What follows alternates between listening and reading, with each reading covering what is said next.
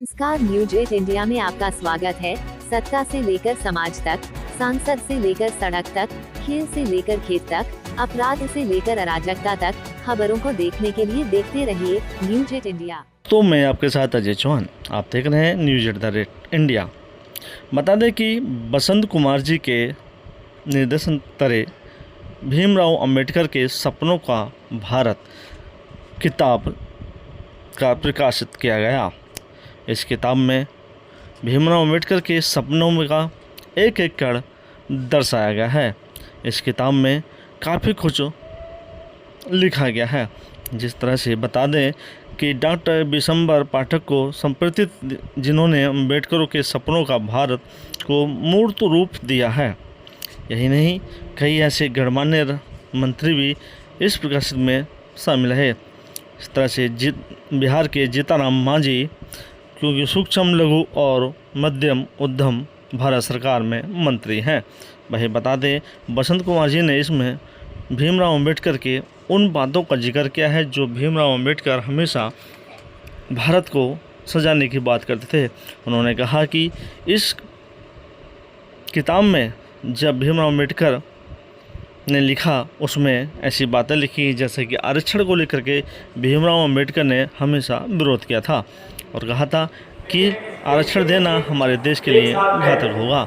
ऐसे में कई और सूचनाएं जारी की गई थी, लेकिन भीमराव अंबेडकर का सपना था कि अगर हमें भारत को हिंदू राष्ट्र बनाना है तो बहुत कुछ करना होगा। बता दें, खुद बसंत कुमार जो निर्देशक हैं, जिन्होंने इस किताब को प्रकाशित किया है, क्योंकि वह एक बहुत सोचे समझे, उनकी कई किताबें इस समय मार्केट में हैं, लेकिन उनका कहना था कि अगर देश का कोई दलित प्रधानमंत्री होगा तो देश बहुत आगे होगा। उन्होंने कहा था, इस किताब में कई ऐसी दर्शाई गई चीज़ें हैं जिस तरह से भीमराव अंबेडकर अगर प्रधानमंत्री होते तो आज भारत के अंदर हिंदू मुस्लिम नहीं होता, क्योंकि भारत बंटने का अंबेडकर के सपनों का भारत कुछ कहा। तो आज का कार्यक्रम उसका लोकार्पण करने के लिए हुआ। दिल्ली। अब इसको आप पूछेंगे भाई इसको लिखने की क्या क्या ज़रूरत है, हम अंबेडकर पे हज़ारों किताबें आ गई हैं। तो मैं बताऊं कि मेरी पिछली पुस्तक 1 साल पहले लोकार्पण हुआ था, वो था अंबेडकर और राष्ट्रवाद। तो उसमें अतिथि के रूप में सुलभ के जो संस्थापक थे डॉक्टर बिंदेश्वर पाठक, तो वो आए हुए थे। तो उन्होंने बात छेड़ी, बहस कि अगर डॉक्टर अंबेडकर देश के पहले प्रधानमंत्री होते तो देश की तस्वीर क्या होती। तो जब मैंने पूछा, उनसे काफ़ी आलोचना हुई, क्योंकि एक नया इशू था, जब भी उस पर बात नहीं हुई थी। तो मैंने पूछा, आपने ऐसा क्यों कह दिया?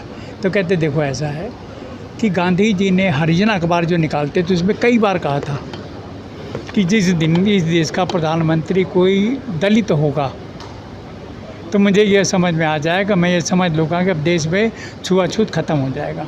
अब ये बात हुई जब देश आज़ाद हो रहा था, तो उसमें कई लोगों के नाम आ रहे थे। पंडित जवाहरलाल नेहरू का आ रहा था, पटेल साहब का आ रहा था, कई नाम चल रहे थे। तो उसमें ये बात हुई कि एक आदमी जो दलित भी है, लंदन स्कूल ऑफ इकोनॉमिक्स से PhD है, कोलंबिया यूनिवर्सिटी से PhD है, उसके पहले वाइसराय काउंसिल का मेंबर रहा है लेबर, जो कि मिनिस्टर माने जाते थे। जब इतना एक्सपीरियंस वाला आदमी था तो गांधी जी ने उस समय रेडीमेड ऑप्शन क्यों नहीं दिया?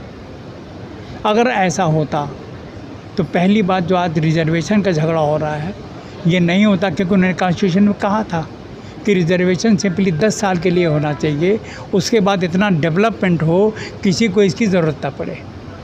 नंबर 2 था, वो चाहते थे कि जो नॉन अलाइन मूवमेंट की बात नेहरू जी कहते रहे, उसके बजाय हमको 2 सुपर पावर्स में, अमेरिका और USSR से किसी एक में जाना चाहिए था, प्रेफरेबली अमेरिका के साथ। तो उसमें ये फ़ायदा होता कि जो इकनॉमिक डेवलपमेंट अब हम देख रहे हैं मोदी जी के राज्य में, ये 50 साल पहले हो गया होता।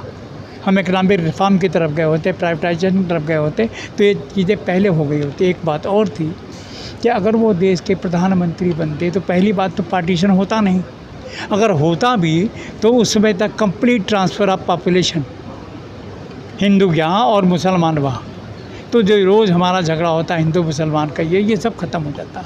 तो इसलिए एक विज़न उनका रहा है, ये सोच के कि अगर वो होते तो क्या होना चाहिए था। और मोदी जी उनके लक्ष्य को लेके, चाहे स्टार्टअप हो, चाहे मेक इन इंडिया हो, और ये हो तो उसके बेस पे आगे चल रहे हैं। हाँ, में करीब 8-9 महीने का टाइम लगा और इसमें मेन जो ख़ास बातें ये है कि कृषि कैसी हो उस पर डॉक्टर अम्बेडकर के विचार हैं, इकोनॉमिक पॉलिसी जो वो कैसे डॉक्टर अम्बेडकर के विचार हैं, विदेश नीति क्या हो उस पर डॉक्टर अम्बेडकर के विचार हैं, और आपकी इंडस्ट्रियल पॉलिसी उस पर क्या है, लेबर नीति क्या है।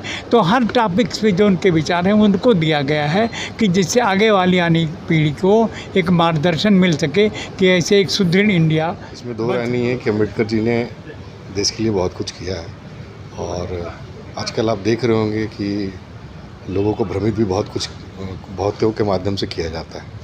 तो जैसे कि लेखक जी ने आपको, अभी बसंत जी ने आपको बताया है कि इसमें वो किस तरीके से उन्होंने भारत के बारे में एक चित्रण किया है कि अगर अम्बेडकर जी अगर प्रधानमंत्री होते या फिर और कुछ भी अच्छा हुआ और ज़्यादा अच्छा कर सकते थे।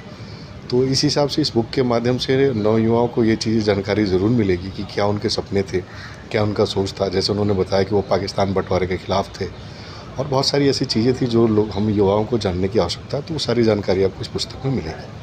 नमस्कार, न्यूज 8 इंडिया में आपका स्वागत है। सत्ता से लेकर समाज तक, सांसद से लेकर सड़क तक, खेल से लेकर खेत तक, अपराध से लेकर अराजकता तक, खबरों को देखने के लिए देखते रहिए न्यूज 8 इंडिया।